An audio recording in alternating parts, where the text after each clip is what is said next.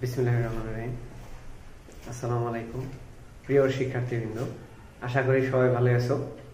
আজকে HSC-BM শাখার একাদশ শ্রেণীর ইংলিশ ফার্স্ট পেপার বিষয়ের identify subject, object, appositive, conditional, modifier এই সমস্ত বিষয় সম্পর্কে বিস্তারিত আলোচনা করা হবে এক্সারসাইজের মাধ্যমে। আজকের যে ক্লাসটি সেটি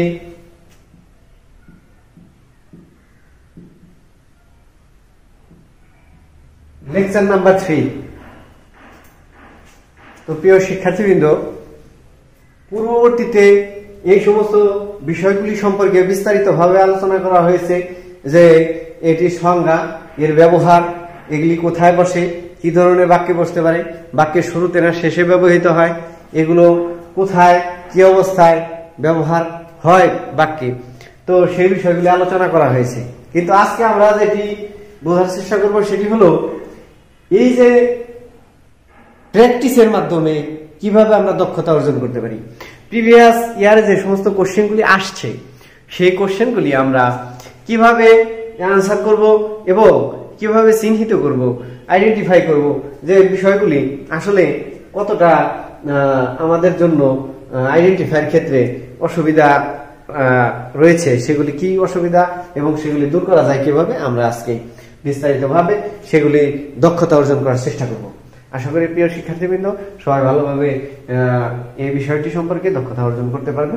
এখন আমরা এক্সারসাইজের জন্য আমরা সেই বিষয়গুলি একটু উদাহরণের মাধ্যমে আমরা একটু বোঝার চেষ্টা করব এবং প্রথমেই আমরা যে বিষয়টি নাম্বার 1-এ একটু জানার চেষ্টা করব।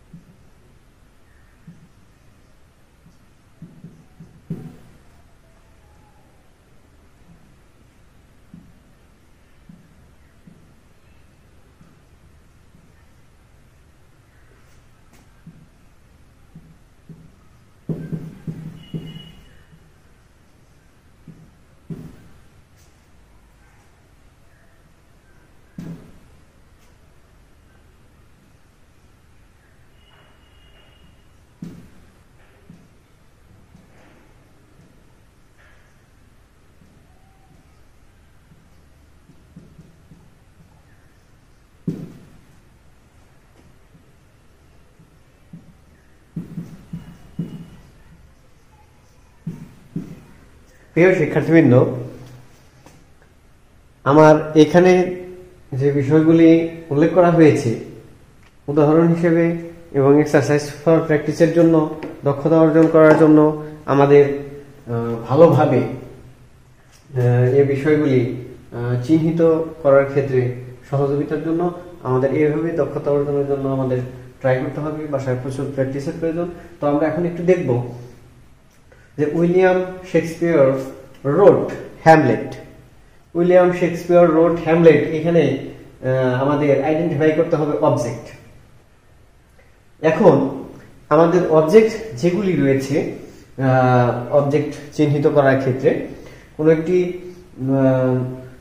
নাউন সম্পর্কে যা বলা হয় সেটি অবজেক্ট, তবে অবজেক্ট সেই বাক্যের শেষের দিকে ব্যবহৃত হয়। তো William Shakespeare wrote Hamlet, William Shakespeare লিখেছে হ্যামলেট নাটকটি। তো আমাদের এখানে সে কি লিখেছে, ভার্বকে কি দ্বারা প্রশ্ন করলে যে উত্তর পাওয়া যায় সেটি হচ্ছে অবজেক্ট। তো আমাদের এই সমস্ত বিষয়গুলি চিহ্নিত করার ক্ষেত্রে আমাদের একটু সচেতন হতে হবে, একটু খেয়াল রাখতে হবে যে অবজেক্ট বাক্যের শেষের দিকে ব্যবহৃত হয়। তবে এখানে আরেকটা বিষয় রয়েছে, সেটা রানা গেভ হার পেন, দ্বিতীয়টা সেখানে লেখা আছে রানা দিয়েছে তার কলম। এখানে রানা তার কলম দিয়েছে, এখানে হার পেন হচ্ছে অবজেক্ট। তাহলে রানা কি দিয়েছে, যে তার কলম দিয়েছে, এখানে তার কলমটা অবজেক্ট। এরপরে Dhaka is the capital of Bangladesh, Dhaka বাংলাদেশের রাজধানী, এখানে সাবজেক্ট রয়েছে। তাহলে বাংলাদেশের রাজধানী কি, তাহলে ঢাকা। এখানে ঢাকা সম্পর্কে অতিরিক্ত তথ্য প্রকাশ করা হয়েছে। তো এই ঢাকা যে বিষয়টি এখানে রয়েছে আমরা সেটা খেয়াল করব, ঢাকা বাক্যের শুরুতে বসেছে। তাহলে প্রিয় শিক্ষার্থীবৃন্দ কোথায় বসেছে, বাক্যের শুরুতে। বাক্যের শুরুতে যেহেতু বসেছে তাহলে এটি সাবজেক্ট হিসেবে যদি গণনা করা হয়, ধরা হয়, এরপরে সাবজেক্ট অনুসারে সাহায্যকারী ভার্ব বসেছে ইজ, তাহলে আমাদের বুঝতে হবে যে এইখানে সাবজেক্ট ঢাকা। এরপরে mister Rahman lecturer in English came here, জনাব রহমান সে ইংলিশের যে প্রভাষক এখানে এসেছিল। এখানে অ্যাপোজিটিভের ব্যবহারটা আমরা লক্ষ্য করব যে কোনটা অ্যাপোজিটিভ। তাহলে আমাদের অ্যাপোজিটিভের আগে পরে সাধারণত কমা থাকে। তো এই মিস্টার রহমান সম্পর্কে অতিরিক্ত তথ্য প্রকাশ করেছে লেকচারার ইন ইংলিশ। এখানে লেকচারার ইন ইংলিশ এই বিষয়টা অ্যাপোজিটিভ। তো এইখানে লেকচারার ইন ইংলিশ, এখানে কোনো ভার্ব ব্যবহৃত হয়নি। অ্যাপোজিটিভে সাধারণত কোনো ভার্ব ব্যবহৃত হয় না। এটি নাউন সম্পর্কে অতিরিক্ত তথ্য প্রকাশ করে, মিস্টার রহমান সম্পর্কে অতিরিক্ত তথ্য প্রকাশ করেছেন, সুতরাং এটি লেকচারার ইন ইংলিশ এই অংশটা অ্যাপোজিটিভ। এরপরে আমরা চলে যাব next, it is a small house. House এটি একটি নাউন, নাউন সম্পর্কে বলা হয়েছে সেটা কি ধরনের হাউস। মডিফায়ার, আমরা প্রি মডিফায়ার এবং পোস্ট মডিফায়ারের ব্যবহারটা এর আগে আলোচনা করেছিলাম। মডিফায়ার কোন একটি নাউনের অনুসরণ করে ব্যবহৃত হয় কোন একটি শব্দ, সেটি বাক্যের শেষেও ব্যবহৃত হতে পারে, বাক্যের মাঝেও ব্যবহৃত হতে পারে, বাক্যের শুরুতেও ব্যবহৃত হতে পারে, তবে সেটি নাউনের সম্পর্কে তথ্য প্রদান করে থাকে। কোন নাউনের আগে যদি বসে সেটি প্রি মডিফায়ার, প্রি মানে আগে, আর পোস্ট মডিফায়ার সেটি হলো কোনো একটি নাউনের পরে যখন বসে তখন সেটি পোস্ট মডিফায়ার। এরপরে আমরা নাম্বার 6 এ চলে যাব, if he read he would pass. পরবর্তী অংশে উড এর ব্যবহার করা হয়েছে, উড কুড মাইট এর ব্যবহার থাকলে সেটি সেকেন্ড কন্ডিশনাল। তবে কন্ডিশনাল আনসার করার ক্ষেত্রে সে বিষয়টা আমাদের একটু খেয়াল রাখতে হবে। যদি প্রেজেন্ট ইনডিফিনিট টেন্সের প্রথম অংশ থাকতো তাহলে এস যুক্ত থাকতো। এখন আরেকটা বিষয় লক্ষণীয়, কন্ডিশনালের ক্ষেত্রে যদি টাইপ অফ কন্ডিশনাল ব্র্যাকেটে লেখা থাকে তখন আমাদের কিন্তু সেটি কি ফার্স্ট কন্ডিশনাল না সেকেন্ড কন্ডিশনাল না থার্ড কন্ডিশনাল সে বিষয়গুলি উল্লেখ করতে হবে। আবার আমাদের সেই যদি টাইপ অফ কন্ডিশনাল লেখা না থাকে তাহলে আমাদের শুধুমাত্র ইফ থেকে কমা পর্যন্ত যে অংশটি থাকে সেই অংশটি উল্লেখ করে কন্ডিশনাল লিখে দিলেই হবে। Number 7 A if he had saved money, এরপর লেখা আছে he could do it. If he had saved money he could do it, এইখানে ইফ যুক্ত প্রথম অংশ পাস্ট পারফেক্ট টেন্সে রয়েছে, তাহলে পরের অংশে আমাদের উড কুড মাইট এর পরে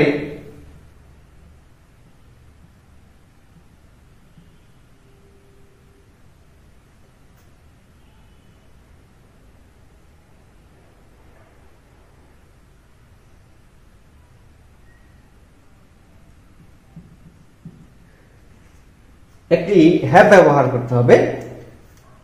প্রিয় শিক্ষার্থীবৃন্দ, হি কুড হ্যাভ ডান ইট, এখানে ডানের ব্যবহারটা রয়েছে। সুতরাং ইফ যুক্ত প্রথম অংশ যদি পাস্ট পারফেক্ট টেন্সে থাকে, পরের অংশে উড কুড মাইট এর পর হ্যাভ থাকে সাধারণত, তো সেটি হলো থার্ড কন্ডিশনাল। তাহলে এখানে টাইপ অফ কন্ডিশনাল আমাদের লেখা নেই, শুধুমাত্র কন্ডিশনাল লেখা রয়েছে। সেজন্য আমরা এই ইফ থেকে মানি পর্যন্ত এই অংশটি তুলে পরীক্ষার খাতায় আমাদের উত্তরপত্রে সেখানে আমাদের লিখে দিতে হবে যে কন্ডিশনাল, তাই आंसर হয়ে যাবে। ইফ হি কামস, যদি সে আসে, আই উইল গো, এটি কন্ডিশনাল লেখা আছে। ইফ থেকে কামস পর্যন্ত এই অংশটি কন্ডিশনাল। তবে যদি আমরা প্রশ্ন করি যে কি কন্ডিশনাল, তাহলে প্রিয় শিক্ষার্থীবৃন্দ আনসারটা কি হবে? ইফ যুক্ত প্রথম অংশ প্রেজেন্ট ইনডিফিনিট থাকলে বা প্রেজেন্টে থাকলে তখন সেই ক্ষেত্রে পরের অংশ ফিউচারে যদি থাকে সেটি ফার্স্ট কন্ডিশনাল। সেটি কি কন্ডিশনাল? First conditional. তাহলে আমরা এখন একটু আনসারিং এর বিষয়টা একটু আলোচনা করব। আমরা কিভাবে আনসার করতে পারি।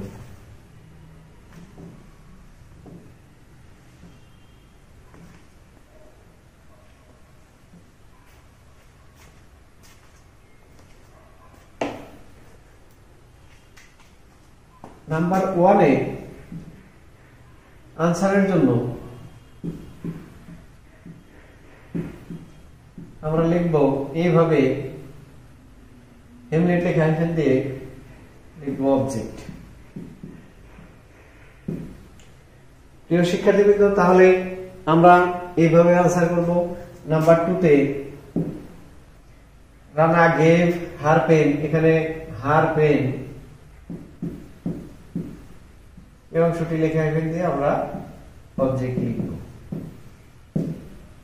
নাম্বার 3 তে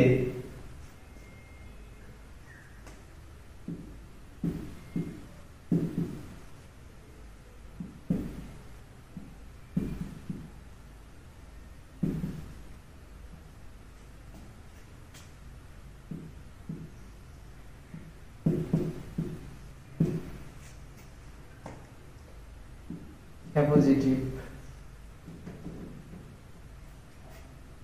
নাম্বার 3 তে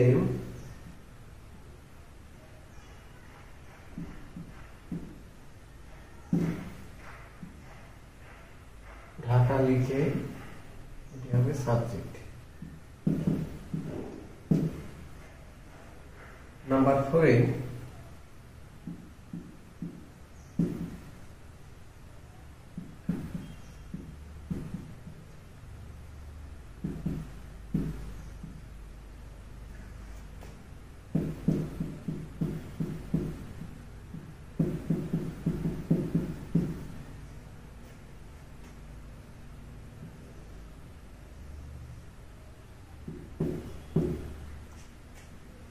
নাম্বার 5 এ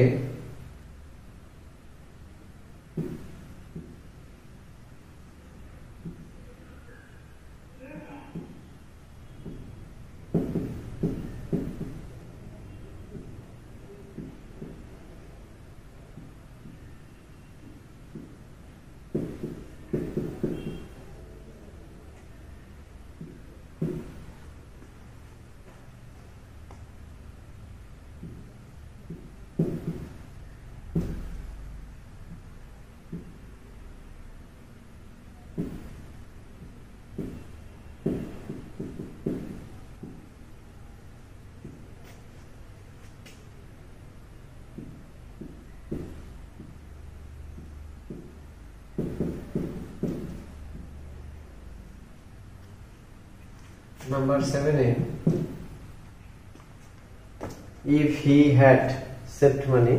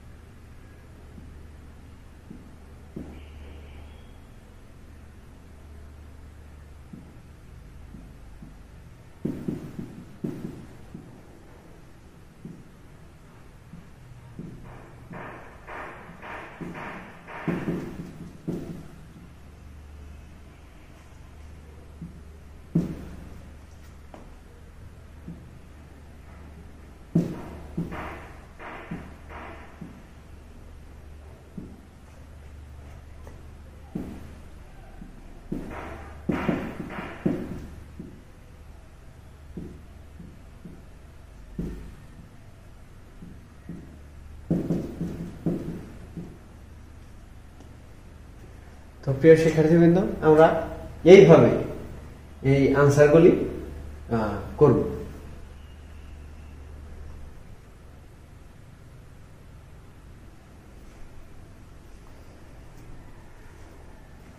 এখন আমরা যে ক্লাসটি নিলাম সেই ক্লাসে এই পর্যন্ত মনে হয় খুব সুন্দরভাবে আমাদের আনসার করা এবং আমাদের যে identify of subject, object, appositive, conditional, modifier, এই সমস্ত বিষয়গুলি আমরা খুব সুন্দরভাবে বুঝতে পেরেছি।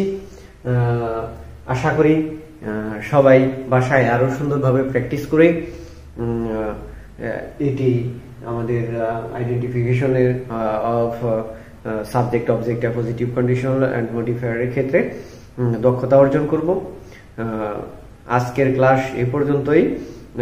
আশা করি সবাই বাসায় নিরাপদে থাকবে, সামাজিক দূরত্ব বজায় রাখবে, মাস্ক ছাড়া কোথাও বের হবে না, সবাই বাসায় থাকো, প্রয়োজন ছাড়া অযথা ঘোরাফেরা করার প্রয়োজন নেই। সবাই নিরাপদে থাকি, সুস্থ থাকি, করোনা থেকে দূরে থাকি। আশা করি সবাই আল্লাহর আশীর্বাদে ভালো থাকবো। ধন্যবাদ।